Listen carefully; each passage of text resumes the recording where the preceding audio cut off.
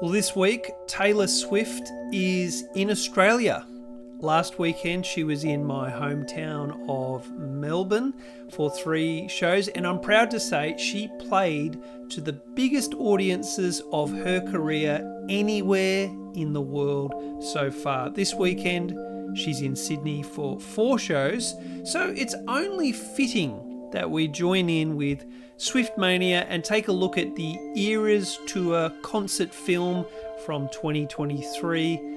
The show where Taylor is a bejeweled mastermind, the concert which is beyond your wildest dreams, and the whole thing has an amazing sense of style. So even if you're determined to shake it off and avoid the whole thing because you think, nothing new, this is, let me reassure you, an enchanted cultural moment that still has nearly a year to go. This tour doesn't wrap up till December 2024, so it's worth thinking through what all the hype is about.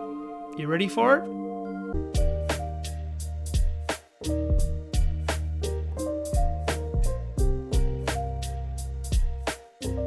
Welcome to Pink Door Culture Club, your eclectic entertainment guide. My name is Jeremiah Burns. Pink Door Culture Club is a YouTube show as well as a podcast released every Thursday Australian time. It features these longer reviews along with some shorter pop culture proverbs, snippets of wisdom from film, TV or music going out on YouTube Shorts every Tuesday. If you like the show, please of course like, subscribe, share, comment, do all of those lovely things, and feel free to be in touch. It would be great to hear from you. Well, the first segment of Pink Door Culture Club is called Spellbound, where we think about what makes the Eras Tour concert film worth watching, or if you're a Swiftie and you've seen it 100 times before, what makes it worth rewatching. And the first thing to say, I reckon, is the rich storytelling and the meta storytelling. It's kind of goes without saying that one of the things people love about Taylor Swift's music is her storytelling. All the songs about heartbreak and, loss and struggle and all of those things. And what that means is that when this becomes a live event, there's a lot to work with. There's characters, there's stories, there's things to not only sing about, there's things to show. So each song in the show is given this amazing depth through dancers and musicians who take on these fully costumed characters at points. And they have these elaborate sets to go with them as well. At some points when I was watching, I was like, this is more like Wicked or Hamilton or some kind of traditional, musical theatre than just like a normal live gig. I reckon particularly in the song Tolerate It, where, Taylor is on stage by herself and then she kind of goes through the routine of like setting a table, and then one of her dancers comes out and sits at the other end of the table and she sings the song to him. But it's all kind of played out just like theatre, like musical theatre. So I think one of the things that's so great about the show is you get to see all of that, and it's more than just a gig. You're engaging in some genuine theatre. But on top of that, each album is, of course, as the name suggests, and if you don't already know, it's arranged into an era, and every era is a brand or an identity in itself. And it forms a kind of meta story where the lighting, the set, the costumes, the microphone, the guitar for each of those eras is different. It's a different color or a different look or a different texture. And it's not kind of just arranged as you would expect from beginning to end. It's not arranged by chronology.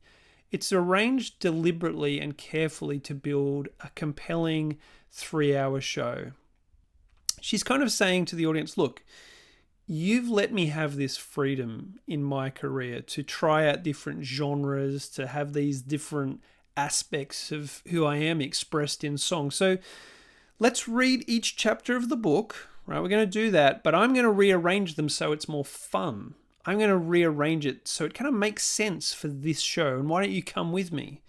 And so she does it in a way that makes sense of the moment. So like at the start of the show, she has songs that have that feel-good energy, that anthemic energy to get people going. In the middle, there's a 10-minute version of All Too Well to kind of anchor things and calm things. And she finishes at the end with Karma. And there's all the sort of explosions and celebration that go with that as well.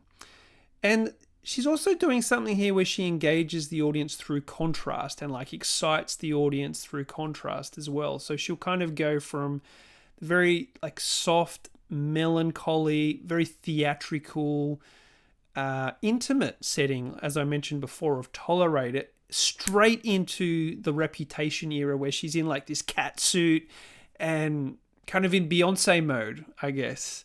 And then after that, she'll switch into Enchanted, where she's in like a ball gown. And so the contrasts are really compelling. They're really engaging because you just get used to something being very intimate, and then it goes big and loud, and then again it goes into sort of like a very different mode. And so she's kind of working the flow or the meta story like really, really beautifully, really in a really entertaining way. A second thing that's great about the concert is her voice and her musicianship. And like that seems like a pretty obvious thing to say.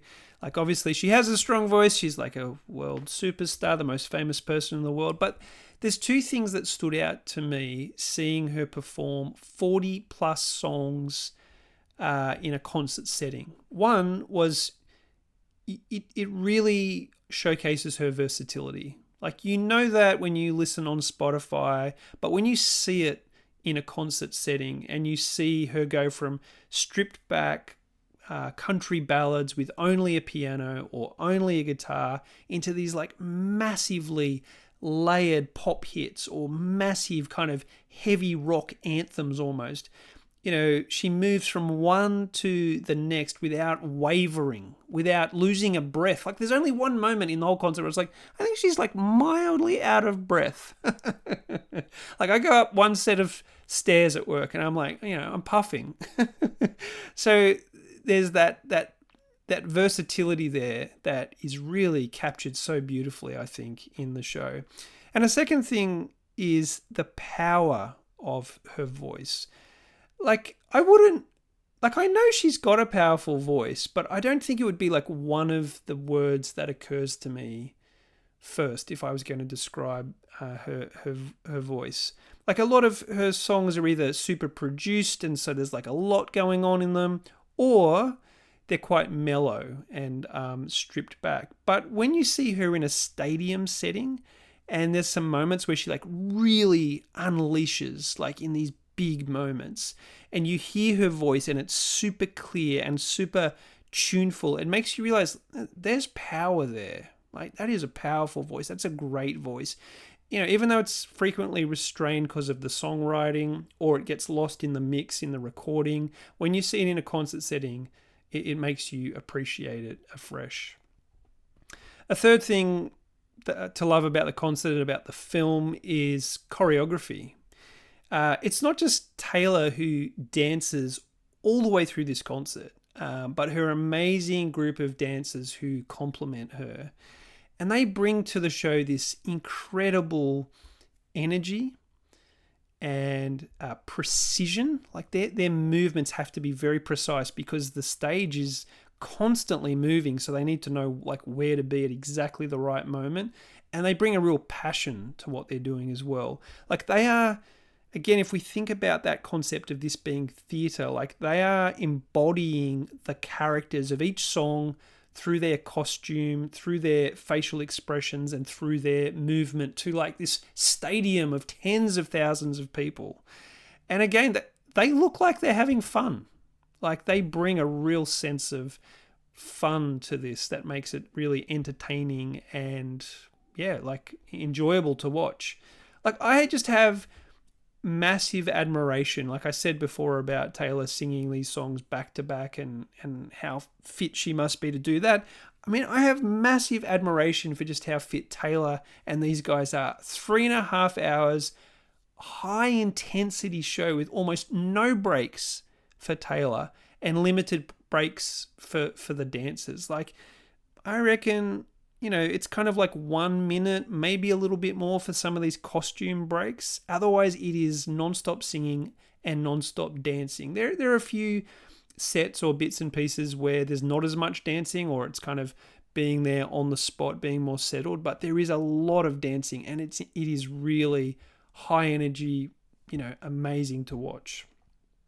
A fourth thing to say about this, and a final thing to say about this concert, this film, is to comment on the stage, the lighting, and the effects. So the stage is set up to maximize visibility. There's like this huge catwalk that goes like halfway out into the crowd. Like, it just extends for ages, and there's a huge diamond in the middle of that.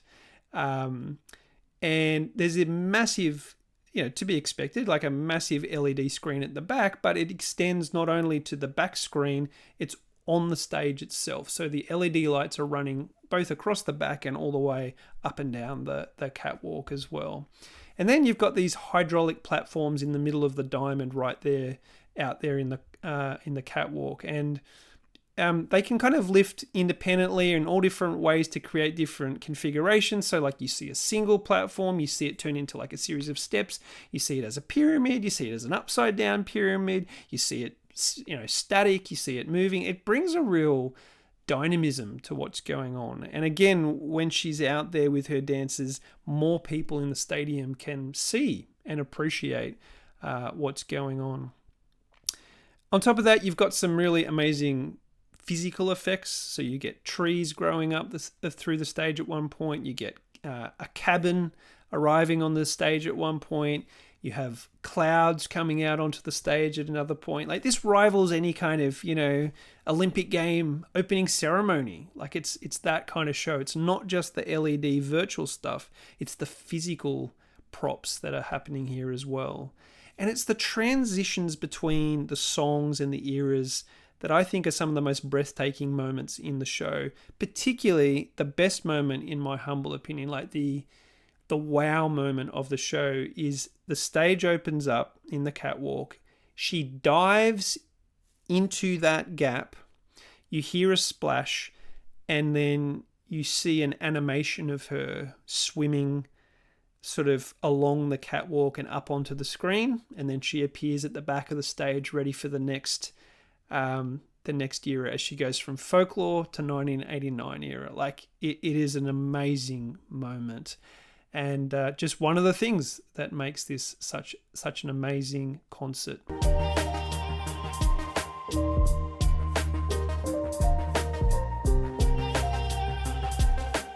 The second segment of Pink Door Culture Club is called Rear Window, and the idea is to stop and to kind of look more closely and think more deeply about some of the themes or the ideas arising from the era's concert tour film. There's a lot you could say, and I'm not going to make this kind of like a full breakdown of everything you could say about Taylor Swift. Like, there's so many essays out there at the moment, so much commentary about like, why is she so popular? I really just got two things that I was thinking about as I was watching this, and as I'm observing my city and my country kind of be, completely caught up in the whole kind of moment that we're going through. And the first thing I was thinking is, people want to believe in someone who is glorious but relatable. People want to believe in someone who is glorious but relatable. Like, I think we want our heroes to be great, and there is a sense of genuine awe as you watch Taylor Swift perform.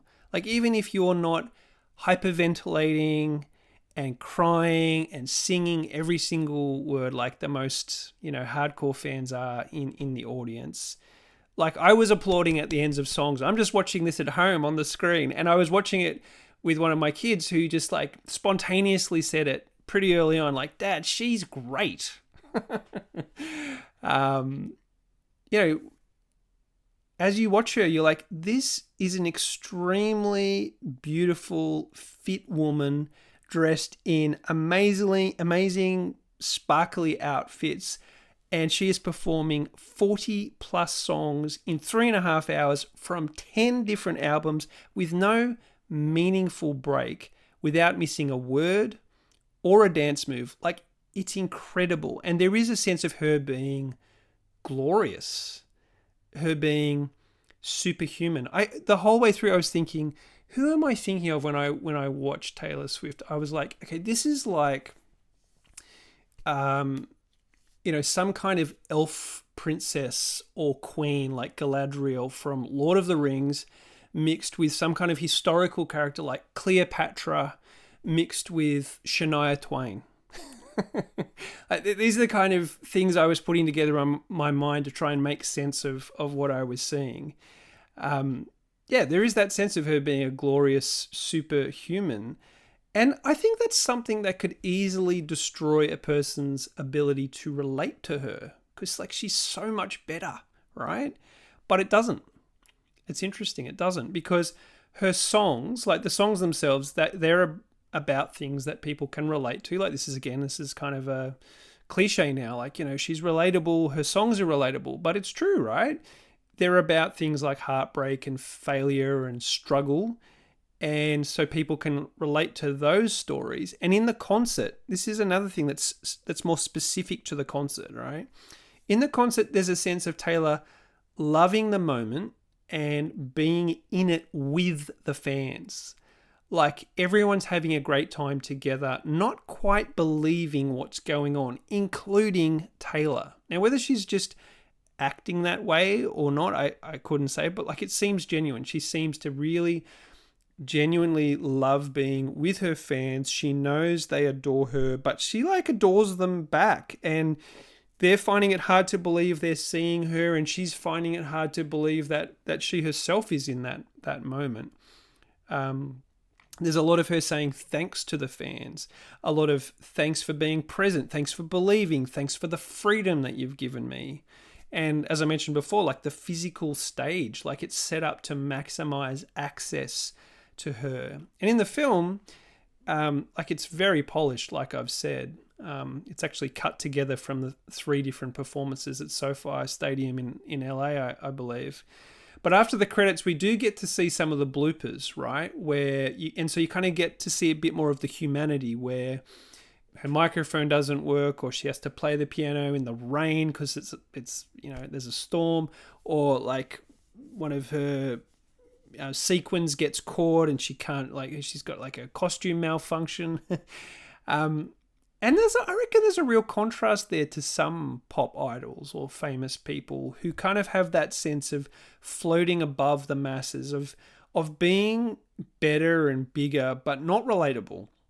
Like when I was a kid, when I was a teenager, I went to see Michael Jackson in the History Tour in Sydney, and like it was a great show, but there was a real sense of him being this like otherworldly, like distant person. There was no sense of like warmth or connection. It was just spectacle, full stop. And it kind of leaves you a bit cold. Like that form of celebrity leaves you a bit cold. I'm pretty sure there was no like blooper reel for Michael Jackson. That wasn't really his style, especially by the time he got to the History album. Look, it's not a special insight from me to say that there is a kind of godlike aura around Taylor Swift. Like, as I said, she's literally like that kind of elf queen, shiny Cleopatra, lifted on high for everyone to see and hear. But what I would say is there is a kind of Christian ideal or archetype underneath that and behind her popularity, I reckon. I'm greater than you. I'm at the center of this, and you're praising me. But I'm humble, and I'm just like you, and I understand you, and I'm with you in this moment. We're doing this moment together. And I think there's something powerful, and there's something bigger going on there that people are connecting to. Talking about that, I reckon the second thing to say as you watch this concert and you think about the broader cultural phenomena is people want to belong to a community. right? Taylor recently said in a graduation speech, I think it was to NYU, she said, "Scary news is you're on your own now. Cool news is you're on your own now." And like she's tapping into that rugged individualism there of, Western secular culture. We're islands, we're on our own, we have to make it by ourselves. And there's some truth to that. There's some truth to individualism. Like she herself has gone her own way. Like even the way that she came to make this movie was her kind of stepping out as an individual and reaping the rewards. But I reckon her concerts actually show something different, something bigger than that, something more powerful than that. And that is, people want community. People want to be part of a community that shares a common understanding, a common focus, a sense of belonging, a sense of meaning. And I reckon that's something overall that is missing in Western secular society. Like we're pretty well conditioned from the beginning to be focused on ourselves, right? Like, what is my goal in life? What's going to bring me happiness? But one of the results of living that out over like decades and decades is a society plagued by things like loneliness. That has a terrible effect on us. There's like, it's gotten to the point where there's like there's been formal moves to combat that, like having like a minister for loneliness to oversee measures to try and counteract it in the UK, for example, back in 2018, I think it was. I reckon one of the best moves I've made in the last 10 years is to deliberately pursue friendships, like not acquaintances, not just like, hey, good to see you, but like trying to become friends with people and being a good friend to other people, rather than just thinking, what do I want? What am I trying to get out of my life? And how can I do it as quickly as possible? I reckon it's not just the crowd. It's not just that the crowd are enjoying watching Taylor. Like I did that at home on a screen with one other person. Yeah, that was good. But what they're enjoying is watching Taylor as part of a crowd that's got tens of thousands of people in it, sharing in the moment as a community. Religion used to provide that sense of community, being kind of bound together by something bigger. And, some people are very happy that religion doesn't play that role anymore. But it seems to be something we all want, something that we need. And I reckon part of why Taylor is successful is that she's providing a version of that through live music. Her boyfriend, Travis Kelce, is providing a version of that as well through live sport. Like live music and live sport are kind of two of the big ways, I guess, now that in the West we still gather to affirm a certain identity, to literally sing about that, to commiserate together, to celebrate together, to feel that sense of togetherness that we seem to crave so much.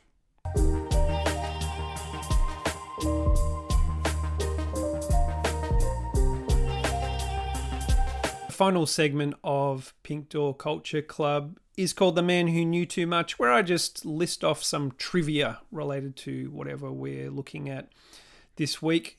This is all taken straight from IMDb trivia section. Thanks, IMDb. Number 1, Taylor Swift had the idea for a concert movie in 2022, but none of the major film distributors showed any interest.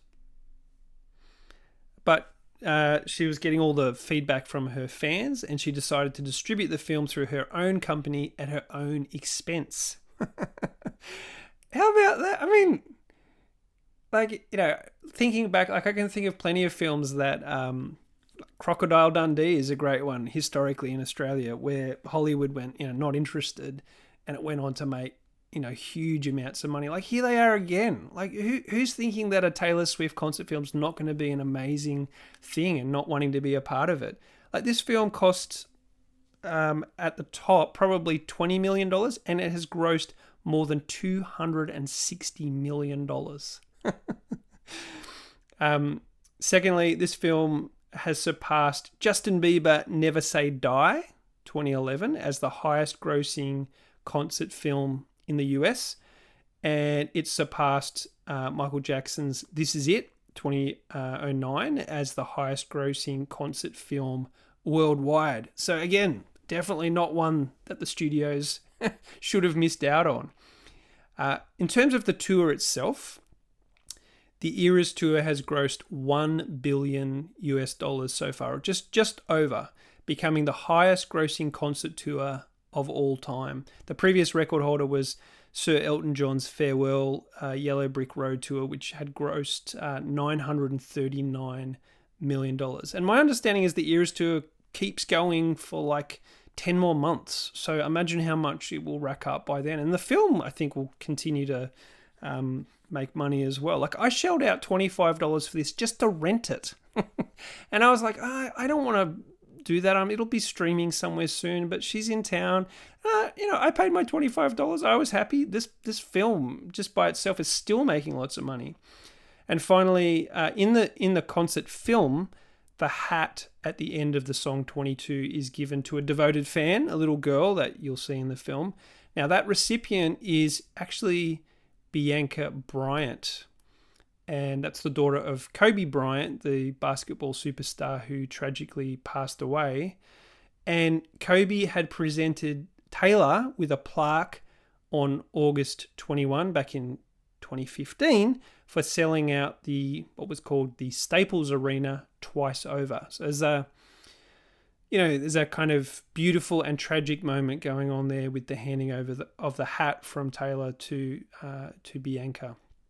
Okay, so we're at the end of this episode of Pink Door Culture Club. If you can't tell, I really love live music, kind of any sort, really. And I really love pop music as well. I'm looking forward to doing an episode on the Wham documentary soon. Even though I couldn't get to the show in person here in Melbourne, the Eras Tour was a fantastic experience, even on the screen as a film. I'm not sure I would go around saying I'm a Swiftie, but as you can see, I really admire her incredible performance skills. The show it's entertaining, it's exhilarating, it's moving from start to finish. Definitely didn't waste my $25. It was amazing. I reckon the whole movement, the show and what it encapsulates, the whole movement points to that desire to believe in someone who's glorious but relatable, and to be doing that with other people as part of a community. As I mentioned at the top, remember that you can engage with the show as a YouTube show or as a podcast every Thursday Australian time, and via what I'm calling the Tuesday Pop Culture Proverbs via YouTube Shorts as well. However you're engaging, make sure you like, you follow, you share, you comment, and do all of those good things, and feel free to reach out and be in touch with me directly. Thanks for watching. Thanks for listening.